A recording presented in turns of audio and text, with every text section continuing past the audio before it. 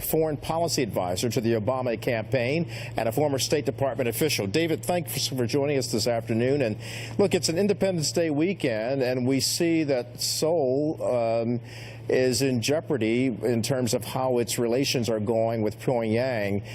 What do we need to do to strengthen or at least bolster the defense of Seoul in that region, given the fact that Pyongyang has been so petulant?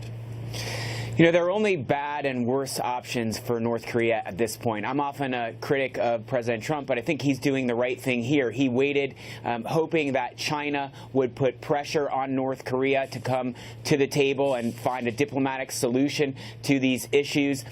China has not been able to accomplish that. President Trump is becoming frustrated. As a result, President Trump put in place sanctions on a Chinese bank that does business with North Korea, and he approved an arms sale to Taiwan. Both of those are appropriate measures, but they're even more appropriate in terms of putting additional leverage and pressure on China to leverage and pressure North Korea. But if that doesn't work, we also come up with other solutions. Certainly the military option is always on the table, and we have a number of things that we could do militarily. But anything we do militarily, we will certainly prevail, but at what cost? There will be substantial casualties and substantial deaths and loss of life in South Korea in particular. So it's a huge risk, and North Korea has a huge conventional weapons force. It also has some crude nuclear weapons it possibly could use, so it could escalate very quickly if we use any of our military options. So President Trump is right to alert North Korea that we're ready to use our military if we have to pressure China and then try to pressure North Korea to come to the table. But as you've stated, the military option could weigh heavily in terms of the outcome, the results of getting involved in any kind of military action with the North. And we know that Kim Jong-un is not hesitant at all about striking his enemies, and he would likely do that just to kind of put a thumb in the eye of President Trump if we were to opt for military action. Is that advisable?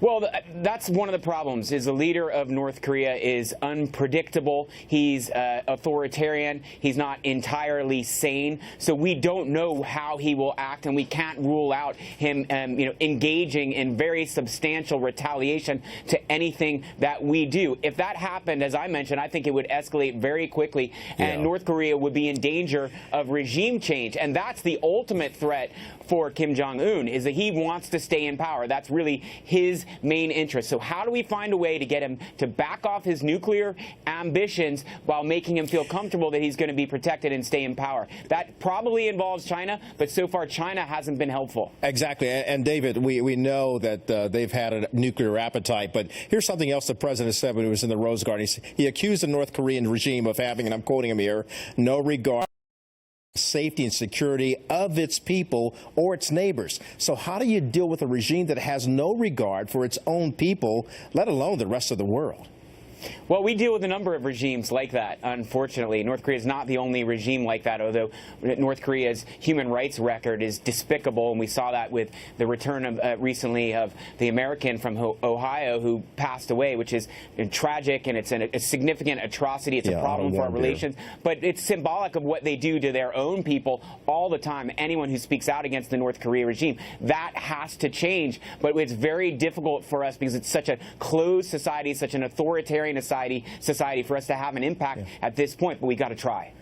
David Tafuri, I think you've said it right. We've got to try, and the president seems to be ready, willing, and able to do just that, including keeping the military option on the table. Thank you, sir. Enjoy your 4th of July. Thanks.